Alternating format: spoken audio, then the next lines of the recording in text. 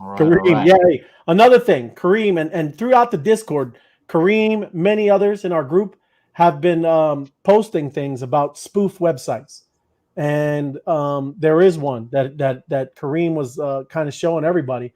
Don't click on it. It's not the .io. Socialbees.io is our website, right? So these other ones, you just don't want to click on any of that mess, right? Because they do all kinds of stuff, and the same thing already reported to OpenSea. There was another spoof of our collection, and OpenSea has already closed that one down.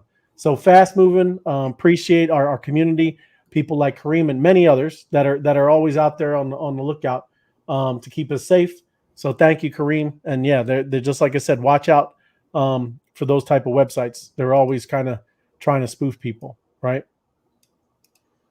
Yes. I saw on the news that the bad links and are the number one way to get into people's wallets. So Yeah, people click on random links, whether they get them in a message or random message or anything like that. There was a report saying that the bad links are the best way for hackers to get inside your phone, get inside your wallet, and then click on something that gives permissions to clean you out.